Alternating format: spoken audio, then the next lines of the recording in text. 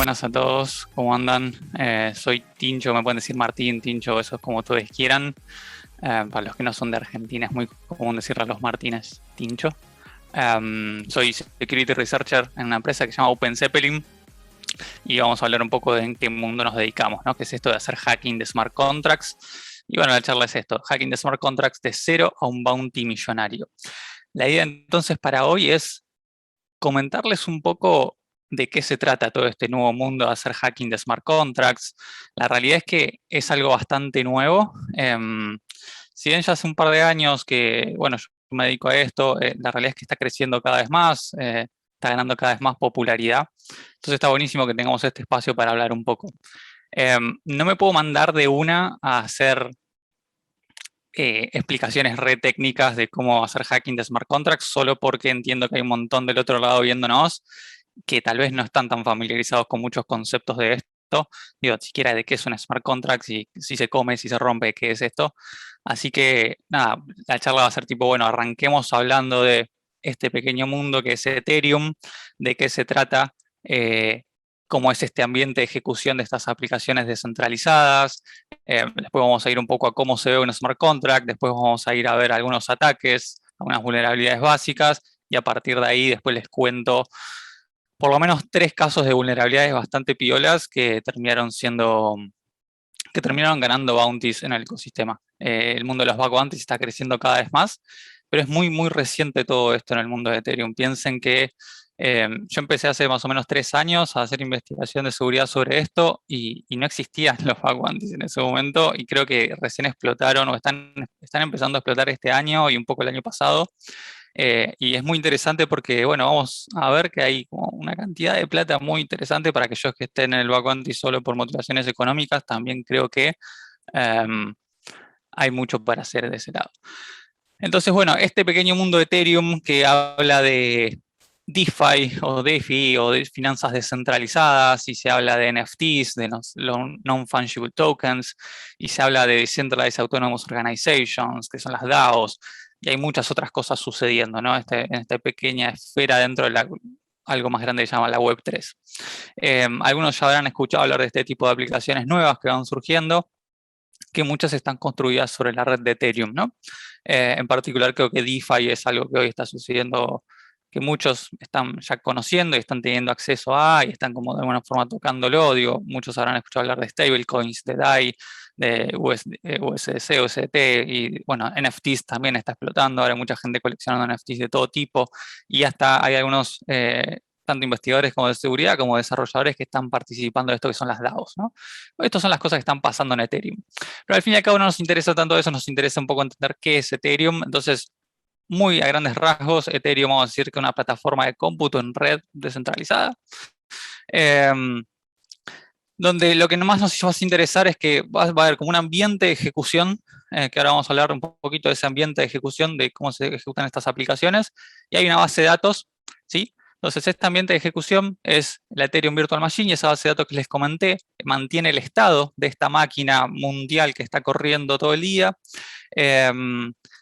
Y este estado se guarda en esto que se llama blockchain, ¿no? Que es una base de datos bastante ineficiente, pero de algún modo muy segura. Entonces creo que eso es un poco lo que nos interesa hasta ahora entender de Ethereum. Aplicaciones que corren sobre esta red, en este ambiente de ejecución que se llama una Ethereum Virtual Machine, una máquina virtual que tiene un set de instrucciones que guarda estado, lee y guarda estado en una cosa que se llama blockchain, una base de datos bastante particular. Si queremos ver un nodo de Ethereum, es decir, uno de estos nodos que forman la red, hay muchos, se ve un poquito así, ¿no? Tenemos por un lado un componente que es la EVM, que es esta cosa que ejecuta los programas, es esta máquina virtual que tiene un set de instrucciones que ejecuta estos programas, y la idea de hoy es hablar de estos programas. Y después hay cuentas guardadas en el estado, donde alguna parte de esas cuentas, un componente de esas cuentas es el código que esas cuentas pueden tener. Además pueden tener otras cosas las cuentas, pueden tener un balance en Ether, pueden tener otras cositas que no nos vamos a meter al detalle. Quiero que entendamos que hay cuentas guardadas en esta base de datos que tienen código, y hay una EVM que se encarga de ejecutar esos programas, ¿sí? Estos programas son esto que estamos hablando, smart contracts, ¿no? Contratos inteligentes. Es un nombre malísimo, bastante marketinero, y creo que hubiese sido mucho mejor para toda la industria si se hubiesen llamado tipo de otra forma. No sé, como Store Procedures o alguna cosa así. Pero decirle que son smart contracts, a la gente piensa que hace cosas fantásticas y no son tan inteligentes al fin y al cabo. Pero bueno, este es el nombre que tenemos hoy, Smart Contracts y contratos inteligentes, ¿no? Que son una pieza de código, vamos a recapitular un poco, son una pieza de código entonces que corre en una máquina virtual que se llama EVM. Esta máquina virtual está ejecutándose en nodos de una red descentralizada, es decir, que no hay un punto central y como una autoridad dentro de esta red, una red horizontal de nodos. Estos smart contracts tienen la capacidad de leer y escribir datos en una blockchain pública, ¿sí? Que es la blockchain que está por abajo de Ethereum. Manejan mucha plata de forma nativa.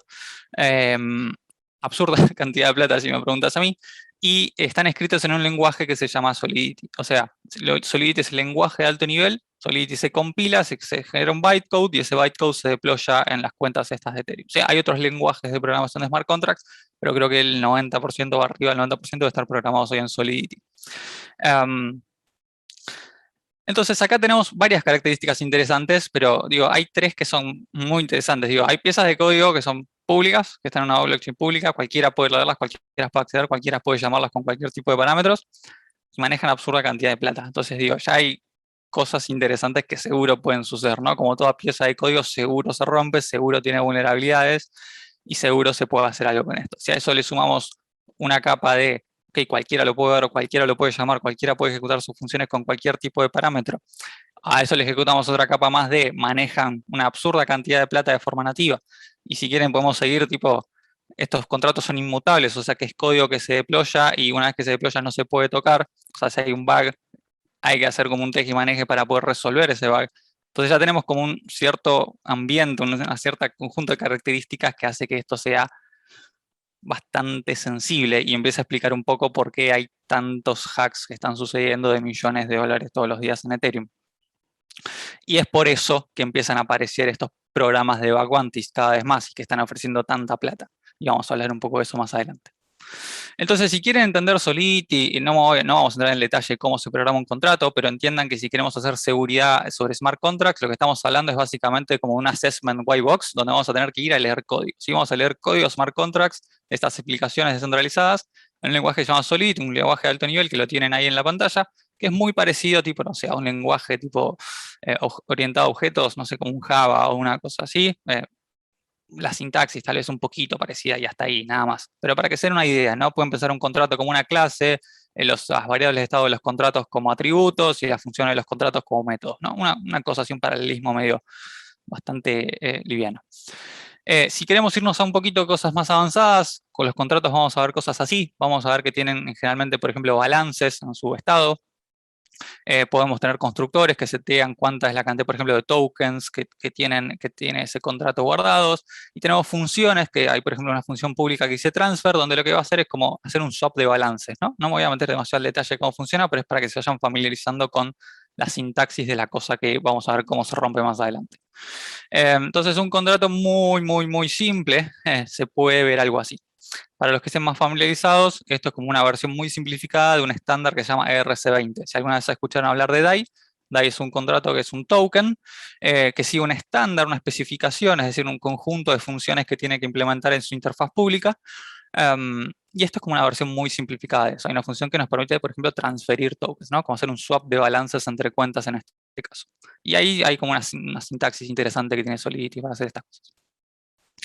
Un paso más adelante, y hablando de DAI, como vamos complejizando un poquito más la cuestión, acá tiene un snippet, lo fui recortando, tiene algunas cositas que le saqué, pero para que entiendan cómo se ve el código Solidity un poco más complejo y a poquito entendiendo de qué se trata esto. Esto que ven acá es código que saqué de código verificado de un explorador de la blockchain de Ethereum, cualquiera puede entrar y ver los códigos.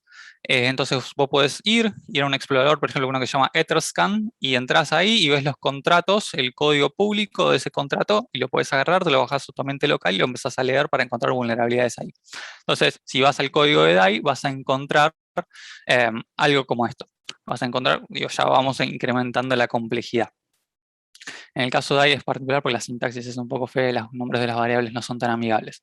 Pero bueno, se van dando cuenta de este tipo de cosas y fundamentalmente lo quiero recalcar ahora en este punto es de vuelta. Uno puede ir a los addresses donde están deployados, es decir, como la dirección donde está deployado este servicio, que es este smart contract, se puede bajar el código, es público, está ahí, está en la blockchain, todo se ve en la blockchain, en la blockchain de Ethereum, al menos una red pública, y bueno, te lo bajas a tu máquina y lo puedes, digo, leer línea por línea exactamente cómo funciona. Y es código inmutable y sabes que va a funcionar así. Entonces, un poco hacer seguridad en smart contracts, si ustedes van a empezar a hacer backwanties en smart contracts, tienen que empezar a lidiar con este tipo de cosas. Tienen que saber agarrar código, bajárselo a su computadora y tener la capacidad de leer código, ¿no? Tal vez en otras ramas de la seguridad informática nos podemos encontrar que no hace tanta falta conocer de lenguajes de programación. En el caso, si vamos a hacer smart contracts, por ahora hay que saber un poco de programación porque se van a encontrar con estas cosas mucho. Y si van un paso más allá, cuando nos toca hacer a veces assessments de smart contracts, se van a encontrar con listas de archivos de Solidity. No estamos hablando de un archivito, un contrato, estamos hablando de múltiples contratos que se comunican entre sí, que hablan entre sí, que tenés, no sé, sistemas hoy deployados con arriba de 20, 30, 40 contratos distintos que se están comunicando entre sí, ¿no? Entonces como que va creciendo la complejidad de la cosa, y si ustedes se meten a hacer algún backwanty que hay ahí público en algún proyecto de Ethereum, probablemente entren a un repo de GitHub y encuentren listas de archivos Solidity de este estilo. Y bueno, la cuestión es cómo encaramos esto, ¿no? Cómo encaramos esta complejidad para empezar a encontrar vulnerabilidades. Pero antes de meternos a eso, veamos qué significa atacar un contrato, ¿no? Porque estamos hablando de código, entonces parece que no tiene demasiado sentido. Bueno, ¿cómo un atacante podría pensar esto? Cuando ejecutamos transacciones, hay un concepto interesante que tenemos que pensar cuando hablamos de Ethereum y la blockchain de Ethereum son las transacciones. Podemos pensar a Ethereum como una máquina de estados, ¿sí? Donde lo que tenemos que hacer como un atacante, lo que tiene que hacer es llevar un contrato de un estado A a un estado B. Eso lo hace a través de transacciones, ¿sí? Ejecutar transacciones en la red para que el contrato cambie de estado de algún modo a través de una transacción y se llegue a un estado B que le conviene al atacante, ¿no? Y a veces los ataques no se dan en una única transacción, sino que se dan en varias. Entonces, como atacantes, uno tiene que encontrar un flujo de transacciones que te lleve al estado deseado. Y si lo pensamos desde otra perspectiva, podemos pensar que un atacante lo que está haciendo también es comunicándose con un nodo, ¿no? O sea, nosotros para conectarnos con la red de Ethereum, al fin y al cabo tenemos que enviar estas transacciones a un nodo. Hay nodos públicos, ustedes mismos se pueden levantar su propio nodo en sus máquinas locales, en un AWS, en lo que quieran. Se levantan un nodo o hablan con nodos públicos también. Entonces, si tienen que hacer un proof of concept o algo así, digo, la idea muchas veces es tener comunicación con un nodo. Hice algo así, ¿no? Nosotros como desde afuera, con nuestros scripts, que vamos a ver algo de eso, encontramos una vulnerabilidad y bueno, a partir de ahí tenemos que comunicarnos con un nodo a veces local para tener un ambiente de testing local y poder enviar transacciones y demostrar un ataque si tenemos que hacer un reporte, un bug bounty o algo así. ¿Cómo se ve esto? A veces también vamos a una perspectiva más. Generalmente lo que encontramos es un contrato que tiene una falla, ¿sí? Entonces, cuando tenemos un contrato con una falla, ok, le enviamos una transacción. A veces con una única transacción, pum, listo, alcanza para poder demostrar una vulnerabilidad. A veces no alcanza y lo que tenemos que hacer es hablar con otros contratos. Como les conté, hoy en día las aplicaciones construidas sobre Ethereum están compuestas por múltiples contratos, entonces tenemos que enviar, por ejemplo, una transacción a un contrato A y la vulnerabilidad en realidad está en un contrato B que está metido atrás, que no tenemos acceso a él. Entonces por ahí tenemos que entrarle por otro lado de algún modo y se vería como muy a grosso modo así. Y no solo eso, a veces hay ciertos ataques que se realizan a través de contratos nuestros. Nosotros como investigadores de seguridad también tenemos la capacidad de, obviamente, desarrollar contratos y hay ciertos ataques por su complejidad o por su modo de ejecución que requieren sí o sí que integremos esa lógica en un contrato, que deployemos un contrato y que a través de ese contrato como se haga el hacking de otros contratos, que se vuelve bastante interesante en ese sentido. Y eso se da bastante, ¿no? Como que a menos que el hack sea muy simple, en general mucha lógica del exploit final se va a dar en un contrato atacante que termina como interactuando con los contratos vulnerables, tanto con un contrato vulnerable directamente como con algunos que están atrás.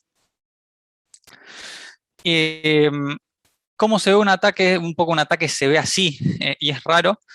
Lo sé, no quiero que entiendan todo línea por línea lo que está pasando acá, pero lo que les quiero mostrar con esto es todas las transacciones en Ethereum son públicas.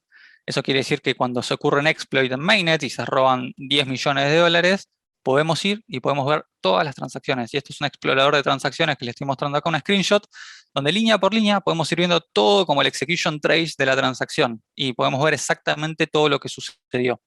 Eh, Eso es público y eso lo puede ver cualquiera, lo puede ver cualquiera desde principiantes hasta muy avanzados y podemos aprender un montón así, porque es como que todo es transparente y podemos ver exactamente cómo se dan los exploits, que me parece algo muy interesante que tal vez en otro mundo de seguridad informática no se ve tanto.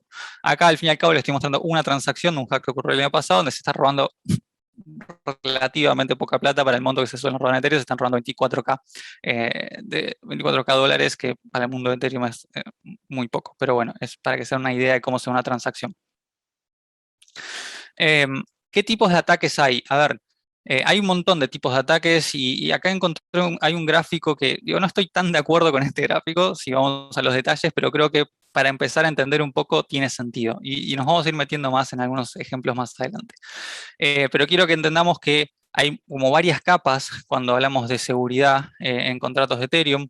eh, y por ahí cuando hacemos seguridad en smart contracts solo nos estamos focalizando en como unas capas más superiores, ¿no? No estamos hablando de vulnerabilidades en el nodo, digo, en la infraestructura, no estamos hablando de ataques como económicos sobre la red de Ethereum, no estamos hablando de hacer un social engineering y meterle un phishing a alguien para que nos mande Ether a nuestra cuenta. Estamos hablando de vulnerabilidades en contratos, que están como un poquito en las capas de más arriba, que están señaladas ahí, y hay como ciertas vulnerabilidades que son agnósticas al protocolo, quiere decir que no están muy relacionadas con la lógica de negocio. O sea, que ustedes se pueden encontrar que van a un proyecto de Aguante y arrancan con eso y se pueden encontrar que hay vulnerabilidades que se pueden llevar a cualquier aplicación muchas veces sin importar mucho la lógica de negocio de esa aplicación. Pero hay muchas vulnerabilidades y sobre todo las más críticas y más interesantes, que son aquellas que están muy relacionadas con la capa superior que ven ahí, la que dice como protocol attacks o market attacks, que muchas veces están muy relacionadas al entorno de ejecución de esos smart contracts y muy relacionadas a la lógica de negocio. Eso quiere decir que a veces tenemos que leer una banda de documentación, mucha documentación sobre cómo funciona ese protocolo para entender exactamente cómo se puede vulnerar. ¿Sí? No nos alcanza con saber un overflow, un underflow, un reentrance y como cosas básicas de ataques smart contracts, sino que tenemos que entender muy al detalle cómo funciona. No estamos hablando que hoy en Ethereum hay protocolos de DeFi, que son finanzas descentralizadas, y por ahí tenemos que saber entender cómo funciona un protocolo de préstamos descentralizados, o un protocolo de stablecoins, o un protocolo de wallets, o lo que sea, ¿no? Como que hay distintos tipos de protocolos hoy, y tenemos que tener una idea de cómo está funcionando eso.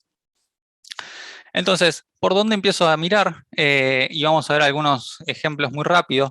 Si quieren empezar con cosas muy básicas, hay cosas ya publicadas, hay cosas sobre estos ataques, estas vulnerabilidades como agnósticas que les decía recién a los protocolos. Bueno, pueden ahí encontrar algunos recursos. Si buscan alguna de estas palabras claves en Google, los van a encontrar muy rápido. Si quieren, después al final vamos a hablar un poquito de estos ETFs, unos Eternaut y otros de Vulnerable DeFi, que ahí está bueno como para hacer unos wargames, que van a poder empezar a aprender cómo se hackean smart contracts y poder llevar un poco eso si empiezan a hacer vacantes en esta industria. ¿Por dónde sigo mirando una vez que como que me sé estos basics y los pueden leer un poco más a los basics y después les voy a compartir recursos al respecto? Hay cosas bastante más avanzadas que podemos empezar a mirar. Entonces, si van a empezar a mirar un contrato, probablemente quieran empezar por lugares donde estos contratos manejan depósitos o retiros de tokens y de Ether, que es fundamentalmente por donde va a entrar o salir la plata de un contrato. Las llamadas externas que hacen los contratos suelen ser vulnerables o suelen ser peligrosas, no vulnerables, pero muy peligrosas. Van a encontrar lógica muy complicada de seguir, van a encontrar como cosas que los programadores, si alguien está acostumbrado a hacer assessment white box, me va a saber entender que a veces como que se siente un olor a vulnerabilidad porque hay lógica muy compleja que es difícil de seguir, ¿no? Hay llamadas de bajo nivel, assembly, como que generalmente en esas cosas eh, pueden suceder vulnerabilidades. Si queremos ir un paso más allá todavía, podemos empezar a hablar de interacciones con dependencias externas, tipo cuando, no me voy a meter el detalle que son estas cosas, ¿no? Porque tal vez muchos no nos va a dar tiempo para explicar todo, pero bueno, cuando un protocolo interactúa con otro, probablemente en esa interacción, en esas interfaces, puede haber sutilezas que los desarrolladores no tuvieron en cuenta y se pueden explotar. Hoy en día hay mucho lo que se llaman puentes entre distintas redes, entre Ethereum y otras redes, y en esos puentes, que es una infraestructura bastante nueva, que básicamente nadie sabe hoy exactamente cómo hacer, hay mucha improvisación y ahí también se van a encontrar bastantes vulnerabilidades. Y después hay muchas dinámicas que van apareciendo en los smart contracts, es algo que va sucediendo todas las semanas, siempre hay un protocolo nuevo, una forma nueva, algo distinto para hacer, para entender. Y el año pasado fundamentalmente apareció algo que se llama flash loans, donde uno puede tomar un préstamo de dinero a través de un smart contract y devolverlo en la misma transacción. Entonces vos podés tener en una transacción, poder ser como un multimillonario, siempre y cuando esa plata la devuelvas en la misma transacción. Es como una mecánica bastante interesante y nativa a cómo funcionan los smart contracts. Y van apareciendo otros escenarios, que algunos están listados ahí, como front running, back running, hay como escenarios de ataques económicos, a alguien le interesa como la pata un poco de la lógica de negocio y ataques en el diseño económico, incentivos de un sistema, también hay como infinito para hacer en ese caso.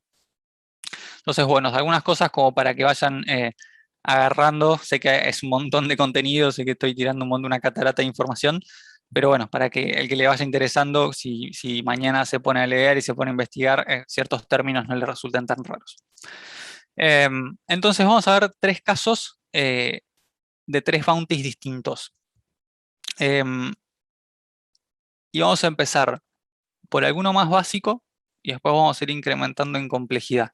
Y estos son 3 ejemplos de algo que está, digo, es todas las semanas, ¿no? Es realmente todas las semanas, tanto como Black Hats que se la pegan en Mainnet y se roban millones, como también White Hats que rescatan cosas, tanto haciendo White Hats afuera de Vacuantis como dentro de Vacuantis, cada vez se da más. Y nada, espero que con estos ejemplos un poco interesarlos cada vez más en la temática. Vamos a ver, tal vez no lleguemos a esto tan avanzado en estos ejemplos. Los que traje son, o ni siquiera estos, tal vez vamos a ver algunos. Los que traje son, de vuelta, 3 de muchos que suceden por semana. Y bueno, la idea es eso, ir interesándolos y ir entendiendo cómo se dan estos tipos de ataques sobre smart contracts y ver cuánto pagan hoy en día los quantis de smart contracts. Entonces, vamos a empezar por el primero, que era en un proyecto, fue en un proyecto que se llama, o se llamaba, no sé si sigue existiendo, así, 88 MyPelhour. Y básicamente, y este es el más básico, y es para que se dé una idea de, a veces hasta con cosas muy simples, de errores muy simples de desarrolladores, uno puede encontrar vulnerabilidades tremendas con muchísimos fondos en riesgo. Entonces, alguno que ya está más metido me va a decir, che, Tincho, pero esto es simplísimo. Te voy a decir, sí, es simplísimo, pero por el otro lado, eh, da una idea de a veces en qué estado está la inseguridad de smart contracts. Y bueno, a veces hay que superar toda esta barrera de conocimiento, toda esta curva de aprendizaje que les estuve contando, de manera muy resumida y demasiado rápida probablemente, pero a veces una vez que uno supera esa partecita, se va a encontrar con este tipo de cosas. Entonces, había un contrato, y no nos vamos a meter al detalle del contrato porque no hace falta, la verdad, esto es uno de estos ataques que les contaba, tipo, muy agnóstico a lo que sucede en el contrato, que tenía esta función. Es una función que dice init, ¿sí? Que toma 3 parámetros, toma un address y 2 strings como parámetros. Y después ejecutaba varias cosas más. Está recortada y con estas 8 líneas de Solidity vamos a entender la vulnerabilidad, así de simple. Era una función que vieron que dice external. No traje el resto del cuerpo de la función, pero créanme, no hacía falta. Vemos que es una función external, quiere decir que es una función que el contrato expone, quiere decir que es una función que de entrada cualquiera puede llamar con cualquier parámetro, ¿sí? Es como un endpoint público que tiene este contrato y cualquiera puede llamar. Entonces vos podés construir una script en JavaScript o en Python que se conecta con un nodo y llama a esta función, ¿sí? Y ejecutás este código que esté dentro de esta función de este smart contract. Llamas a la función init y puedes pasar cualquier parámetro, porque esto está expuesto y puedes pasar cualquier cosa. Es trivial casi, porque es clara que hay, claro, tal vez para los que recién están empezando no, pero hay una falla en los controles de accesos en una función expuesta. Es decir, es como que hay un endpoint público que nadie protegió con nada. Bueno, esto es un poco lo mismo. En los smart contracts pasa lo mismo. Si los desarrolladores no ponen controles de accesos en las funciones públicas, cualquiera las puede llamar con cualquier parámetro y bueno, a partir de ahí, dependiendo de la lógica de la función, vemos qué va a suceder.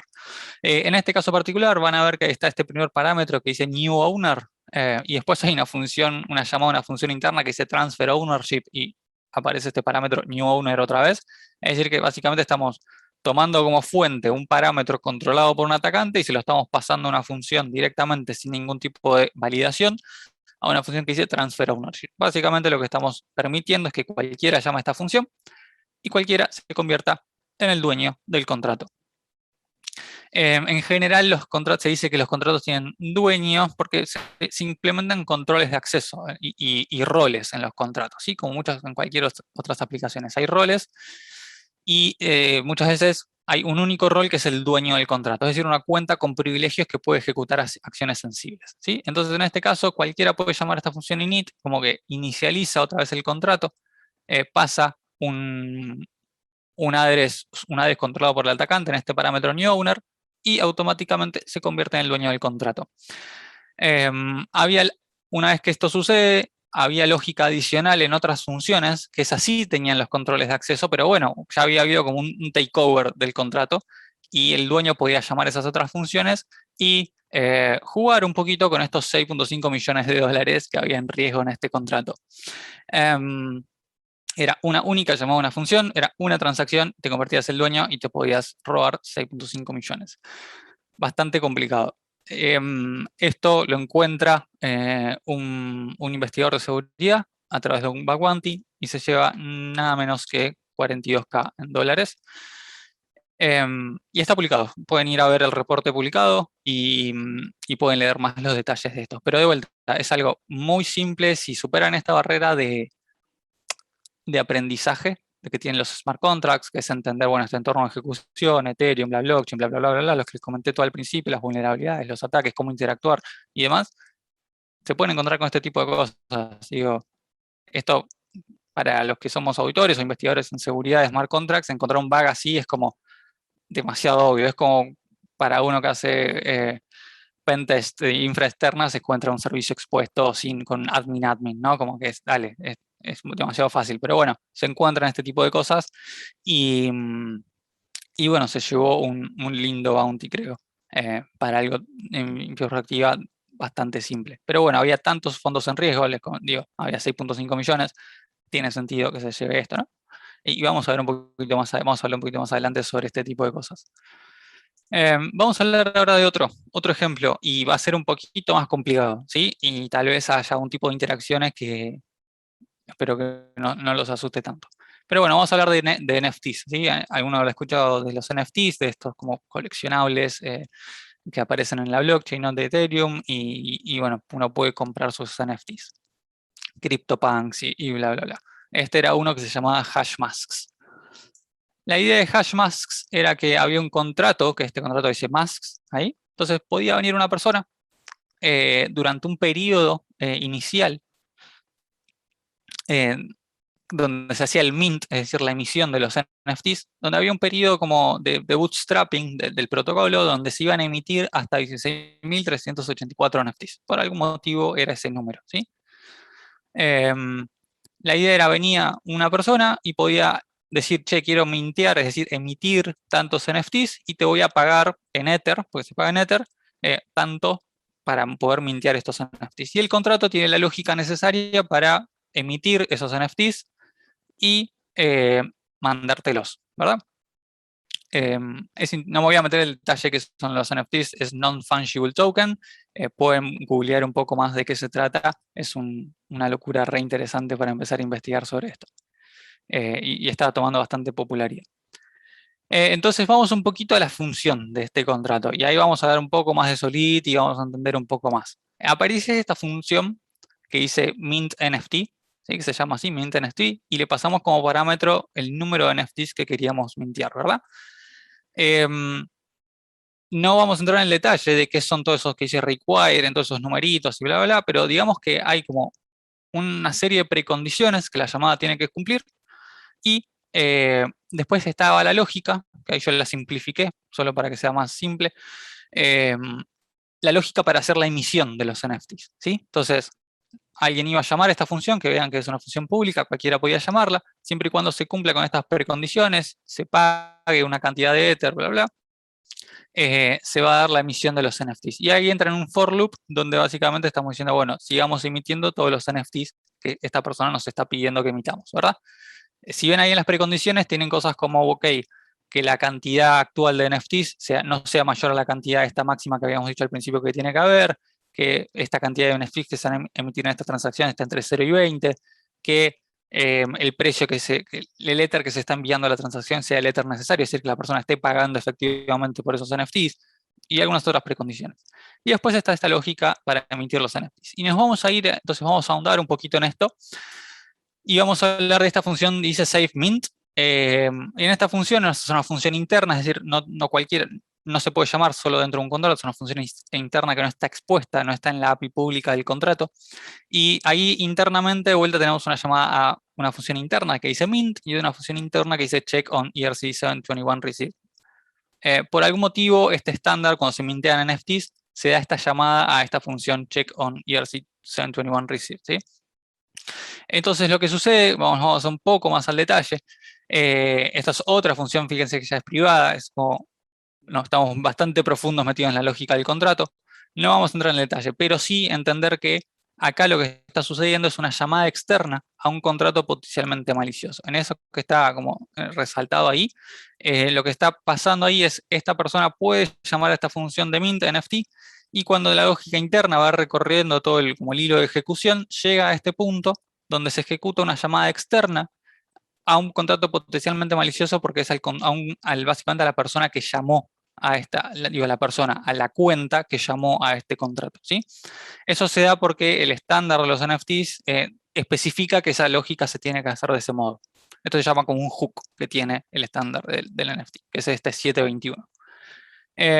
Entonces, para que nos quedemos un poco con eso, es tipo, ok, hay una llamada externa a un contrato potencialmente malicioso que se da luego de la ejecución de esta función. ¿Qué puede hacer un atacante con esto? Simplificándolo, es básicamente tener un contrato atacante. Vieron que les conté anteriormente que un atacante puede tener contratos atacantes. Bueno, esto se hace con un contrato atacante. Entonces hay un contrato atacante que es controlado por una cuenta de un atacante, obviamente, que puede llamar esta función de mint NFTs, y al final, cuando se llega a esto que les conté antes, esta llamada externa, el atacante puede hacer que el contrato víctima lo vuelva a llamar al atacante. Y el contrato atacante pasa a tener otra vez el hilo de ejecución, puede ejecutar código arbitrario y vuelve a reentrar en esta llamada mint NFT. Y así sucesivamente, muchas veces, y eso es como algo que se llama un ataque de reentrancy en los smart contracts. Apenas empiezan a leer sobre seguridad de smart contracts, lo segundo que van a leer es ataques de reentrancy. Básicamente una llamada reentrante, es decir, empieza el atacante llamando a un contrato víctima, y el contrato víctima termina llamando otra vez al contrato del atacante, y eso entra en un loop, y a través de esa lógica el atacante puede ejecutar cosas interesantes. En el caso de este particular, si este ataque se hubiese dado cuando faltaban todavía 20 NFTs por mintearse, por una serie de motivos que estaban más como metidos en la lógica de negocio, lo que puede hacer el atacante entonces es llamar, cuando falten 20, llama para mintear a 20, y el contrato víctima lo vuelve a llamar, y ahí lo vuelve a llamar para que mintee 19, y ahí para que se va dando este círculo, entonces mintea 20, 19, 18, 17, 16, y solo faltaban 20, pero como sea este ataque de reentrancy y el contrato víctima no tenía la lógica, como en estas precondiciones que les mostré acá, no tenía una lógica necesaria para que esto se evite, el contrato atacante termina ejecutando esta lógica de llamadas reentrantes en una única transacción, se da esto, y el impacto es que en teoría con este ataque se podían emitir 210 NFT más, pero en la práctica era un poco menos porque hay ciertas limitaciones de las transacciones en la red de Ethereum y cómo se mete eso en los bloques de la blockchain, y hay una cosa que se llama gas, que no voy a meter en el detalle de qué es, y estaba limitado en la práctica, como teóricamente había un cierto impacto, pero en la práctica era bastante más bajo el likelihood de que esto sucediera. Pero bueno, el researcher que termina encontrando y reportando esto se lleva 12.5K, entonces no está tan mal, ¿no? Y vamos al último porque esta charla se llamaba a un bounty millonario, de cero a un bounty millonario, empezamos de cero y no hablamos del bounty millonario, entonces hablemos ahora del bounty millonario. Esto sucedió en un protocolo que se llama SushiSwap. Tenían un nuevo componente que era esto de Initial SushiSwap Offering, whatever that is. Esta función expuesta en un contrato, ¿verdad? Dice commit ETH. Quiere decir que había una subasta en este contrato y la gente podía enviar Ether a través de esta función que es pública y podías depositar Ether como para participar en la subasta, ¿no? Era un action, entonces vos podías decir, che, comiteo tanto Ether en esta subasta. Más allá de los detalles y de la sintaxis de Solidity, lo que está sucediendo exactamente acá, high level podemos decir que está haciendo tres cosas. La primera es calcular, dice cuánto Ether de todo el Ether enviado puede ser depositado, ¿sí? Es decir, uno envía una cierta cantidad de Ether y el contrato primero se fijaba, ok, de todo lo que me estás mandando, ¿cuánto realmente me puedes depositar? Le mandás 100. ¿Se pueden depositar los 100 o capaz se podía depositar menos que eso? Si efectivamente era posible en ese momento depositar el Ether, lo que hace, fíjense que hay una llamadita interna que dice add commitment, ahí lo que está haciendo es como actualizar los balances internos que lleva el contrato de los depósitos, es decir, cuánto depositó cada cuenta, ¿verdad? Y el tercer paso era esto que está, esas últimas tres líneas, ese if que está al final, dice, ok, si sobró algo, es decir, si vos me mandaste 100, solo pudiste depositar 50, toma, acá te devuelvo los 50 que te tengo que devolver, porque no los pudiste depositar. Entonces te está dando el vuelto, ¿no? Vos le pagaste y te está dando el vuelto de lo que sobró. Bastante simple. Pero había una función adicional en este contrato expuesta a la cual se podía enviar Ether también, que dice esto batch. Sé que la lógica es cada vez más complicada, pero quiero que nos quedemos con la idea de, tenían una función que permitía hacer llamadas batch, es decir, como un conjunto de llamadas al mismo contrato, ¿sí? Entonces, si yo quería hacer muchos commit de Ether, no llamaba múltiples veces a commit ETH, simplemente llamaba una única vez a batch y como que metía muchas llamadas internas en esa función.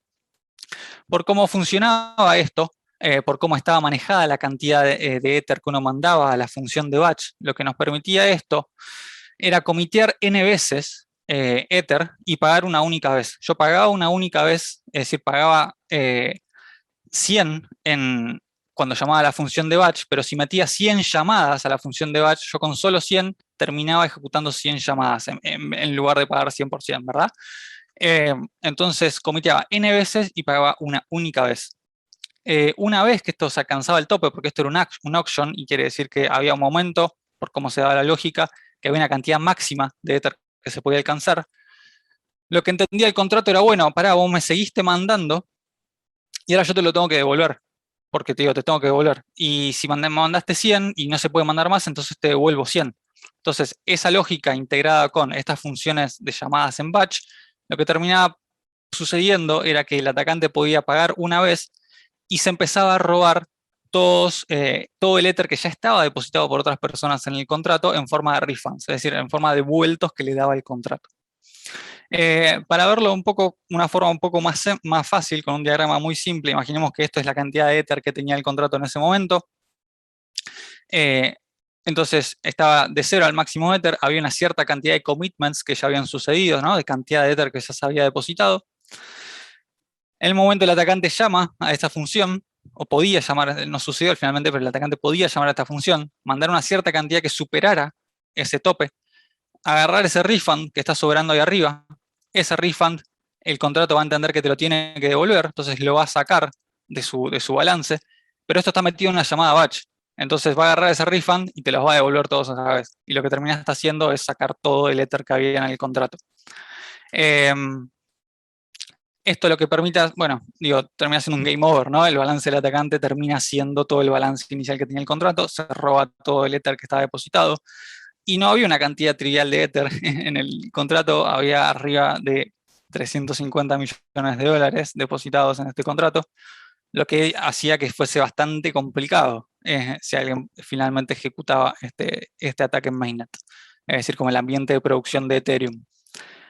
Un researcher muy conocido del ecosistema, Samsung, termina encontrando esta vulnerabilidad, termina reportándola por suerte, y dada la cantidad de Ether que había, o sea, de fondos al fin y al cabo que había disponibles para robarse, de vuelta arriba de 350 millones de dólares, reporta esta vulnerabilidad y se lleva un bounty de $1 millón por la asistencia que dio en descubrir y mitigar, porque también estuvo muy metido en la mitigación y para salvar esa plata. Muchas veces no solo es reportar una vulnerabilidad hoy en día, sino también saber cómo salvar la plata que está en riesgo a través de la vulnerabilidad que uno encontró. Que es algo también bastante interesante. No es un requisito necesario, pero sí muchas veces termina sucediendo que los researchers terminan ayudando a los desarrolladores como a asfixiar esto, eh, porque bueno, es mucha la cantidad de guita que está en juego. Entonces, bueno, se termina llevando este bounty de 1 millón, creo que es el bounty más grande que se pagó al menos en Ethereum, en este ecosistema, hasta ahora. eh, Hasta ahí estamos. ¿Cómo se vería un exploit? Si quieren ver un exploit, tengo un exploit publicado sobre esto, entran ahí a mi GitHub y pueden ver, la verdad que es bastante, si entienden un toque, es como bastante trivial cómo hacer un exploit de esto, la verdad que es muy fácil.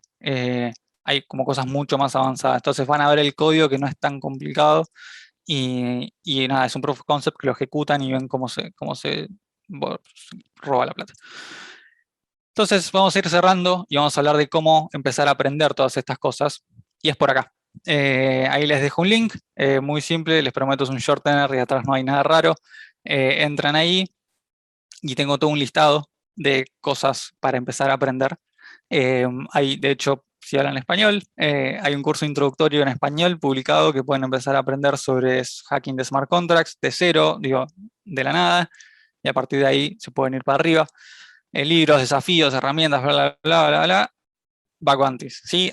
Digo, ahí ya listados dos plataformas bastante interesantes para hacer Vacuantis.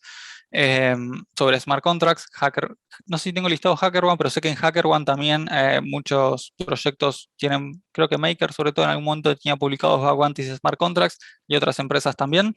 Y bueno, ahí les listo algunas otras que también están disponibles para curiosear si quieren empezar. Y bueno, ahí hay un montón de recursos y tools y demás para empezar a hablar para empezar a aprender sobre smart contracts. De vuelta, ojalá que esta charla sirva un poco para entusiasmarlos con la idea. Sé que la curva de aprendizaje puede ser un poco más compleja y no es tecnología con la que estamos expuestos todos los días. Pero bueno, me parece que hay un montón para hacer, hay un montón de lugar para crecer. Los vacantes están recién empezando y creo que esto que les muestro hoy es la punta del iceberg de una cosa mucho más grande que va a suceder en los próximos años respecto a esto. Así que me parece como un momento re interesante para empezarse a dedicar a este tipo de cosas y aprender que, bueno, están esos incentivos económicos también para el que le interese de empezar a jugar con esto. Así que eso es todo, vamos terminando acá. Ahí tienen mi contacto en Twitter, Tincho Bate. Tienen ahí un foro donde pueden participar también si tienen algunas preguntas o demás. Me escriben un DM o postean en el foro de Open Zeppelin y podemos charlar también por ahí. Pero bueno, me escriben por Twitter y seguro podemos charlar más sobre esto si les interesa. Así que ahora nada, abrimos a preguntas, a comentarios y eso es todo. Muchísimas gracias.